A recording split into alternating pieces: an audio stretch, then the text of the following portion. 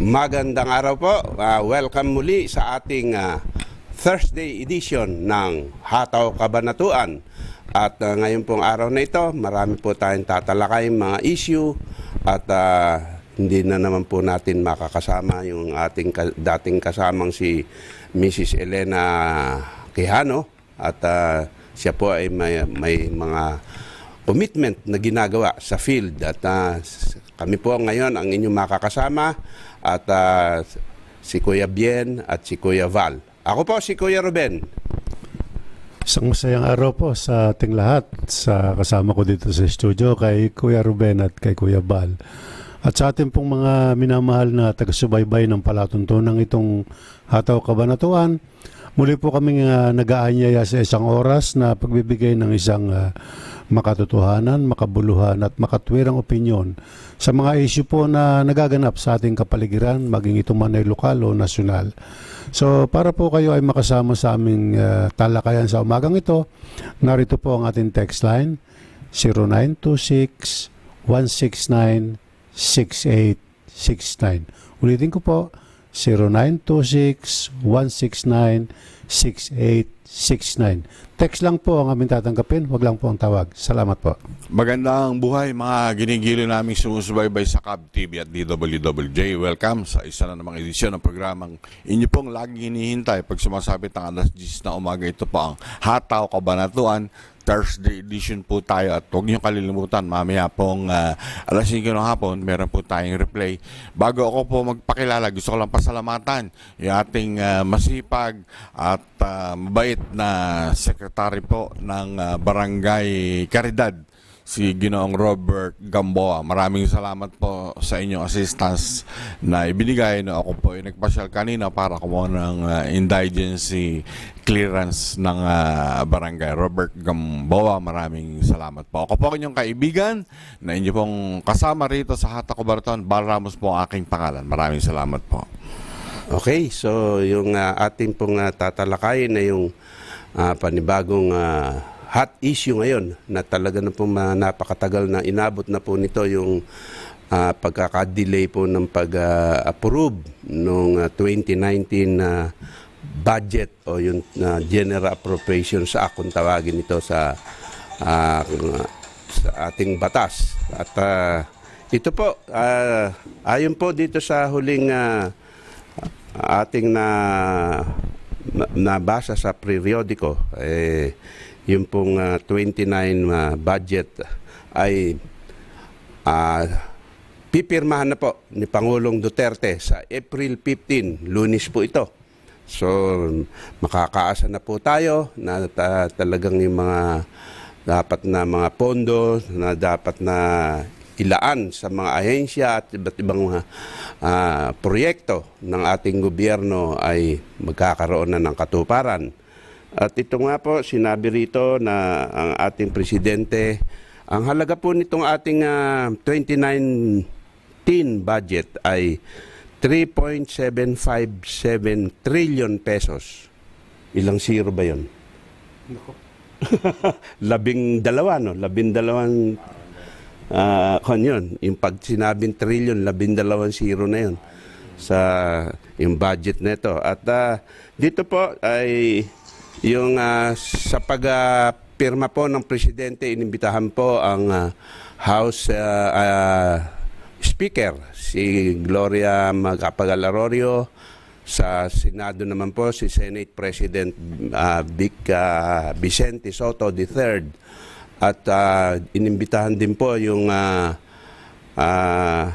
sa House si Andaya, being this House Appropriation Committee, at sa Senate ay Finance Committee si Senator Loren Legarda. Okay? May masasabi ka bang karagdagan dito tungkol sa budget na ito, Kuya Bien? Isang malaking kaginawaan ng loob dito sa ating mga naghihintay ng mga ika nga tulong mula sa 2019 budget. Una-una na nga rito yung salary increase nitong ating mga naglilingkuran sa pamahalaan. At siyempre yung mga proyektong kasalukuyang nakapanukala na nakabimbin pa hanggang ngayon sapagkat nag-aantay nga ng pondo. So sa puntong ito ay hopefully by April 15 before yung Holy Week ay mapirma na talaga ni Presidente Duterte at nang kaya ay makatugon dun sa timely na pangangailangan nitong ating sambayan ng Pilipino. At di ba doon sa mga nakakaraang issue ay kaya nagka-delay ito at nagkakaroon ng nagbi-blame ang House sa Senado, nagbi-blame ang Senado sa House na meron silang mga insertion. Nabanggit mo ito kahapon ng ating dinidiscuss. At nabalita na merong ibibito ang Pangulo rito sa kaya pinag-aaralan niya mabuti. At dito nga, nakadetalye dito sa ating balita, yung mga kung saan mapupunta yung pondo sa bawat sa House, sa Senado, sa iba-ibang ahensya, nakadetalye rito kung magkano. Detalyado na yon. Ang pangunahin lang na dapat nating tutukan dito ay yung sinasabing ibibito ng presidente yung mga insertion ng both House of Senate and House of Representative. So hindi natin alam kung ano yung mga itemized na insertion na yon para ibito ng presidente at kung ibibito nga o hindi, nasa presidente na yun. Ano kaya ba?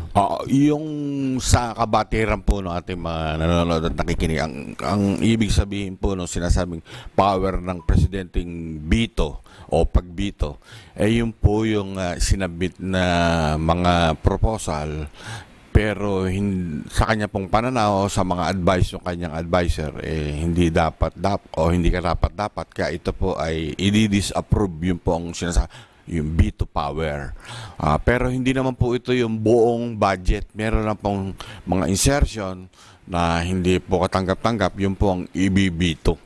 Kung ano po yun, sila ang nakakaalam. Kasi alam nga natin na may insert na tapos na yung budget pero may dinagdag yung Congress na pwedeng ibito ng Pangulo. Pero yun naman po ilalahad para sa kaalaman ng lahat.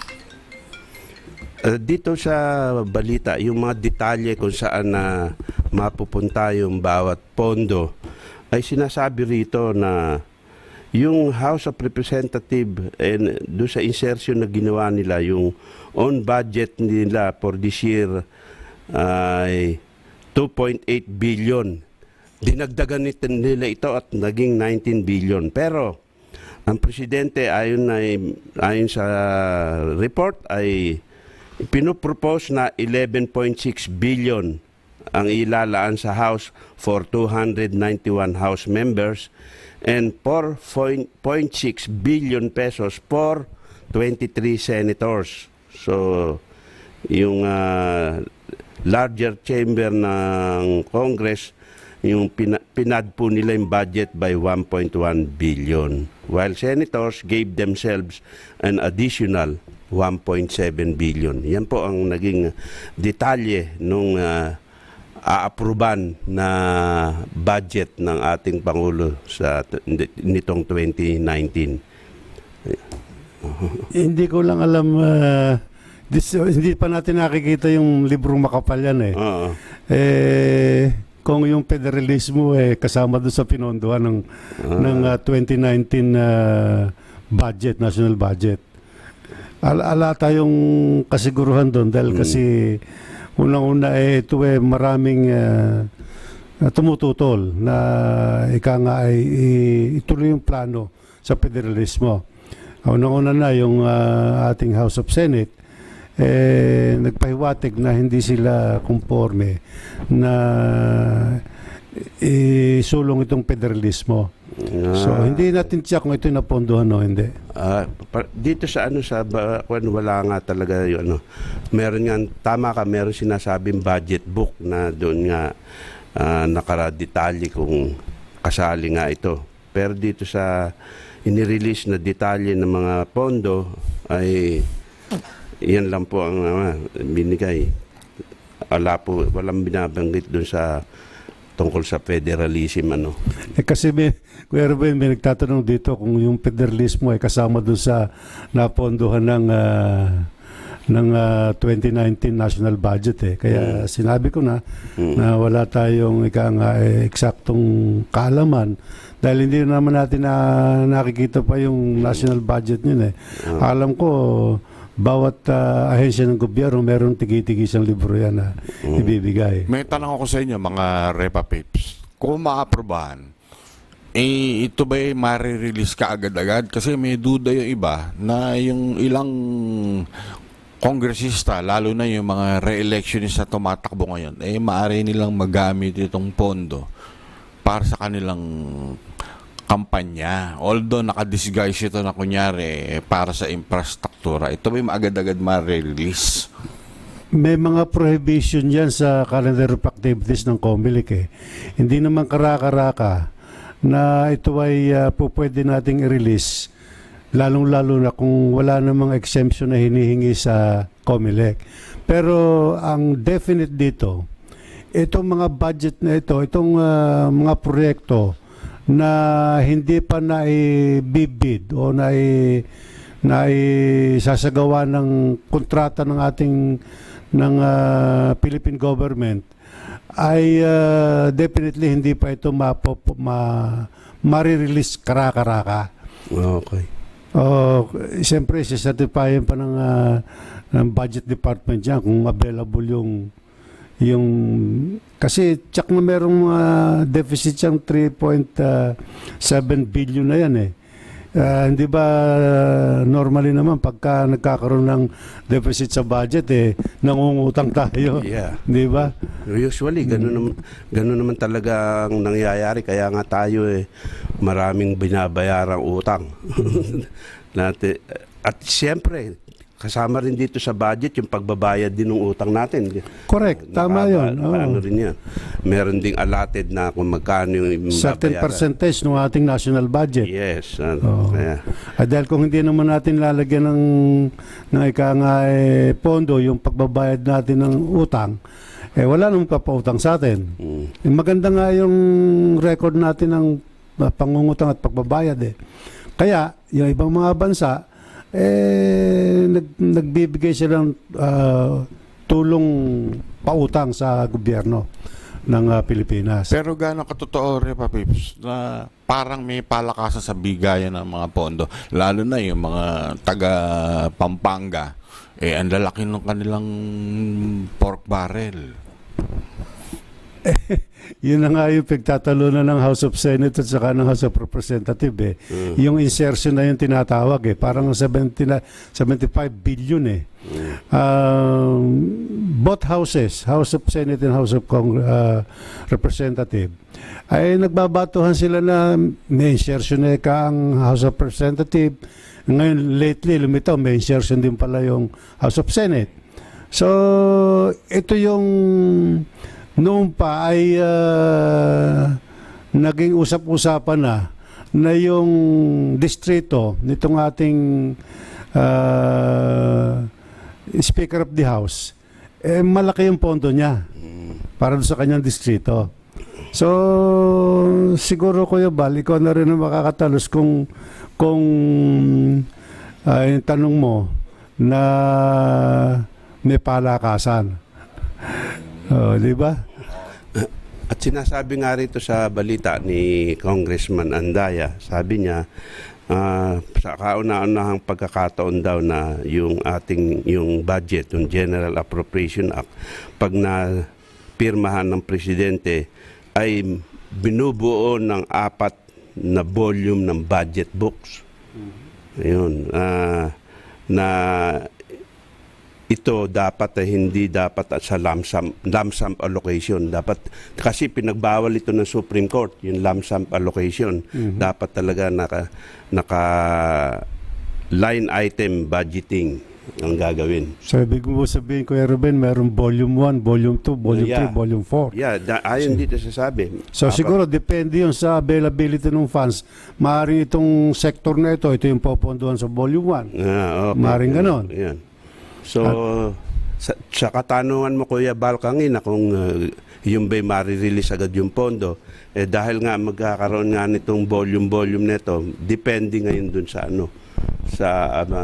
sa mga line budgeting na gagawin nila sa bawat book, budget book na yung pagre-release ng pondo niyan. Sinabi nga kasi nga pagka lump sum ng allocation na ginagawa ng mga nakararaan, prone daw ito sa corruption. Kaya Sino ba ngayon ang ating budget secretary? May balita ko ba kung sino? Parang oo nga pala, no? kasi si dating budget secretary John, baka at the same time may siya pa rin. Hindi pwede. Parang yung assistant yata niya, babae na. OIC. Oo. Yung assistant yata niya nag-OIC muna. Kasi Dahil si budget secretary lagi, dating Jokno, ay naging governor na ng central bank. Correct. Okay. So yan po at mainam naman po at talagang finally magkakaroon na ng linaw na ang ating 2019 budget o General Appropriation Act ay mapipirmahan na po sa Lunes ng Presidente. At abangan po natin ito at once na mapirmahan ito, ikukuha na, i-open na talaga kung ano yung mga allocation na nangyari sa At bawat. malalaman din natin kung alin yung binito ng Presidente. Sa Lunes. Malalaman din Abangan natin sa susunod na kabanata. Teka, mga Repa Pips, marami nagtatanong sa darating na Holy Week, ang hataw kabanatuan ba on air o on DWWJ? Kung tayo, Nangingilin din yata. nangingilin din tayo dahil ang magiging program natin siguro may pabasa ang DWWJ no. So papahinga muna tayo. Yes, okay. Okay. Siguro maaring Martes lang tayo Hataw, meron. hataw. Tuesday. Tuesday, Wednesday hindi na siguro. Kayo, sign up na ng Wednesday. Meron ba? Yung Sabado, meron ba tayong talakayan? Dr. Son Air? Hanggang Easter Sunday Wala tayong Hindi ba kang tinatanong na Kuya Bala itong darating na Sabado na ito? Hindi, itong Sabado na to, meron pa tayo. Okay. Yung next na Holy Week, yung Saturday. Yung talakayan ngayon I think meron na tayong talakayan bukas. Sa Sabado. Makalawa. Kala ko'y Biyernes. So, yung next sa Holy Week, Tuesday, meron pa tayo. Okay. Baka meron tayong dyan. Okay, so yan po ang ating lilipat po tayo sa isa pong topic. Ayon, yung isang mainit na topic, yung naging laman ng ating mga pahayagan at sa mga news, sa mga television, yung tungkol dun sa pagkaka-withhold ng pag-implement ng double plaka sa mga motorsiklo. Siguro Kuya Ruben, pagkatapos na station break natin, discussin sige. yung na yan. Okay, dyan lang po muna kayo at magkakaroon po muna tayo ng station break.